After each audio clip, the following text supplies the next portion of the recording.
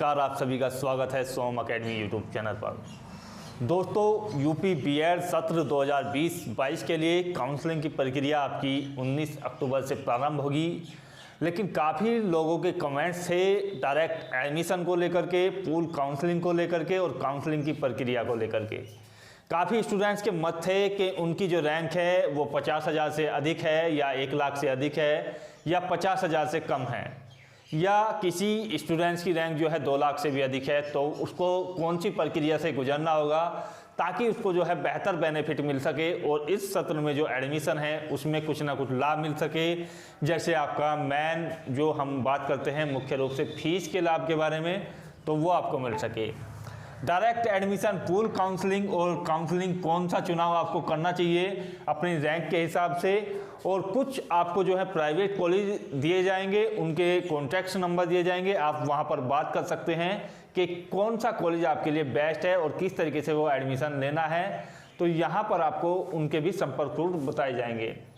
Zero fees पर admission के बारे में भी आपको जो है डायरेक्ट कॉलेज से ही बात करनी पड़ेगी, क्योंकि कुछ कॉलेज में प्रक्रिया है जीरो फीस पर एडमिशन लेने की, और इस बार जो है ज़्यादातर कॉलेज जो है जीरो फीस पर एडमिशन लेने से मुकर रहे हैं, क्योंकि यूनिवर्सिटी का स्पष्ट आदेश है कि कॉलेजों की जांच होगी जो इस तरीके की स्कॉलरशिप में फर्जीवाड़ा करते हैं। तो यहाँ पर मैं आपको सबसे पहले बताना चाहूँगा कि डायरेक्ट एडमिशन और पूल काउंसलिंग और काउंसलिंग में आपका क्या डिफरेंस होता है। यदि बात की जाए आपकी काउंसलिंग के बारे में, तो देखिएगा काउंसलिंग का सीधा संबंध ये होता है कि आपको कुछ जो अटैच यूनिवर्सिटीज़ होती हैं उनसे संबंधित कॉलेज होते हैं, उसमें आपकी चॉइस करनी होती है जो आपको बेहतर से बेहतर कॉलेज मिल सके, तो वो प्रक्रिया आपकी काउंसलिंग के माध्यम से होती है। उसके बाद कुछ स्टूडेंट्स ऐसे होते हैं जो किसी कारणवश काउंसलिंग में भाग नहीं ले पाते हैं, तो उनको एक बार फिर से काउंसलिंग का मौका दिया जाता है, उसको कहा जाता है पूल काउंसलिंग। और इस काउंसलिंग में केवल उन्हीं कॉलेज में एडमिशन की अनुमति मिलती है जहां पर सीटें खाली रहती हैं। तो केवल वो ही कॉलेज यहाँ पर स्पष्ट दिखाई देते हैं पूल काउंसलिंग में जिनमें सीटें खाली रह जाती हैं, अर्थात काउंसलिंग के माध्यम से नहीं भरती हैं। तो इसमें जब एडमिशन की प्रक्रिया आपकी समाप्त हो जाती है, तो फिर भी काफ़ी ज़्यादा कॉलेज इस प्रकार के बचते हैं कि उनमें सीटें खाली रह जाती हैं। तो ऐसे कॉलेजों में फिर क्या होता है कि आपको डायरेक्ट एडमिशन की अनुमति यूनिवर्सिटी देती है कि कॉलेज अपनी ओर से जिन लोगों ने भी एंट्रेंस दिया है उनके डायरेक्ट एडमिशन ले सकते हैं। तो वो कॉलेजों के लिए एक ऑफर मिलता है कि आप जो है, यदि आपके कॉलेज में सीट खाली है तो आप डायरेक्ट एडमिशन ले सकते हैं। चलिए दोस्तों, इस पर बहस करने से ज़्यादा बेहतर होगा कि यहाँ पर विचार करते हैं कि आपकी कितनी रैंक है और आपको कौन सी प्रक्रिया से गुजरना होगा।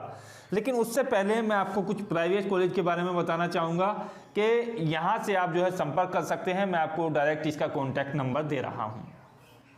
यदि बात की जाए बेस्ट कॉलेजों के बारे में, तो यहाँ पर जो हमारे पिछले ईयर्स के आपके स्टूडेंट थे उन लोगों का भी रिस्पॉन्स यहाँ पर मिला है। यहाँ पर प्रैक्टिकल के मार्क्स बहुत अच्छे दिए जाते हैं और आपका जो पढ़ाई का स्तर है वो भी काफ़ी अच्छा है।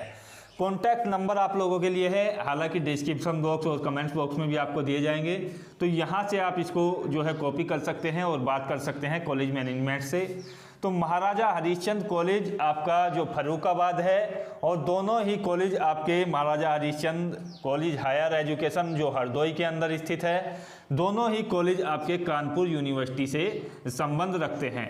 तो कानपुर यूनिवर्सिटी अपने आप में एक अच्छी यूनिवर्सिटी है और यहाँ पर दोनों कॉलेजों के लिए एक बेहतर कॉलेज की अपॉर्चुनिटी आप लोगों के लिए है। जो सीतापुर और शाहजहानपुर, हाथरस, हरदोई, फर्रुखाबाद और आपका लखीमपुर खीरी के स्टूडेंट्स हैं, वो इन कॉलेजों को चुन सकते हैं, जो है बेहतर कॉलेज हैं।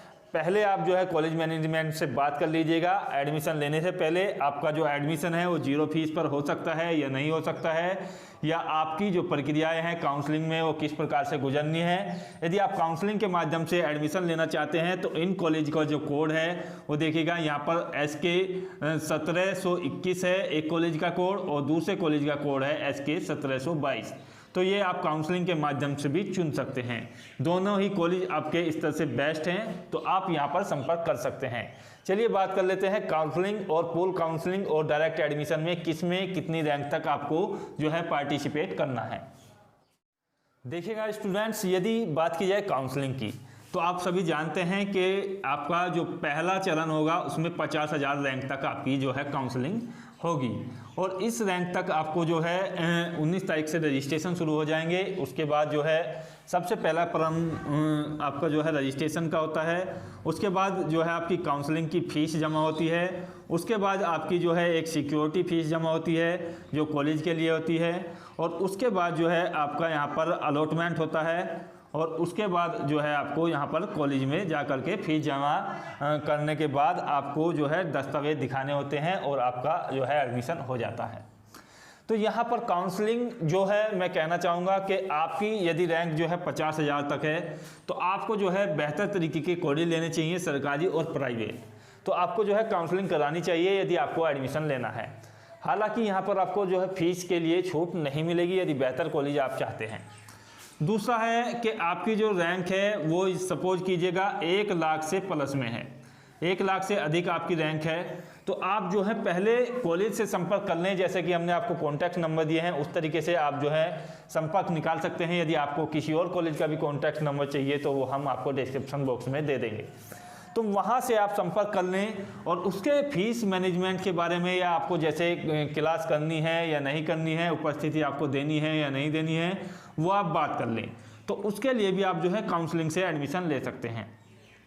यदि किसी स्टूडेंट्स का कोई संपर्क ही नहीं है और रैंक भी आपकी जो है 2 लाख से अधिक है या 1 लाख से भी अधिक है और आपको जो है काउंसलिंग नहीं करानी है, काउंसलिंग नहीं करानी है इसलिए क्योंकि आपकी जो है फीस की स्थिति इतनी अच्छी नहीं है, तो आप जो है फिर जो है आप डायरेक्ट एडमिशन का वेट कर सकते हैं।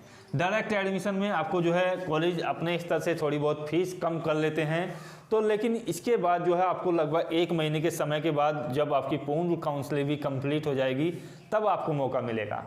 तो यहाँ आपके जो कॉलेज बनते हैं वो आपके देखिएगा लो कैटेगरी के कॉलेज बनते हैं, यानी कि आप समझ सकते हैं कि मान्यता तो सभी की बराबर है आपकी जो बीएड है, लेकिन यहाँ पर जो है पढ़ाई का स्तर इतना अच्छा नहीं रहता है, केवल यहाँ पर खाना पूर्ति आप लोगों के लिए की जाती है। तो ऐसे कॉलेज आपके बच जाते हैं डायरेक्ट एडमिशन के लिए। पूल काउंसलिंग के लिए मैं आपको बिल्कुल सलाह नहीं दूंगा। यदि आपको एडमिशन लेना है तो आप काउंसलिंग कराइए। यदि आपको फीस से अपना जान कम करनी है, अपनी फीस जो है कम कराना चाहते हैं, तो आप जो है डायरेक्ट एडमिशन के बारे में भी सोच सकते हैं। पूल काउंसलिंग वाला ऑप्शन जो है आप लोगों के लिए बेहतर नहीं होगा, तो इसके लिए बिल्कुल सलाह आपको नहीं दी जाती है। बाकी आपको जो है डिस्क्रिप्शन बॉक्स और कमेंट बॉक्स में कॉन्टैक्ट नंबर दिए गए हैं कॉलेजों के, वहाँ जा कर के आप जो है कॉन्टैक्ट पे संपर्क कर सकते हैं। जैसे कॉलेज की स्थिति बनती है वो आपको जानकारी दे देंगे। मिलते हैं नेक्स्ट वीडियो में। जय हिंद, जय भारत, धन्यवाद।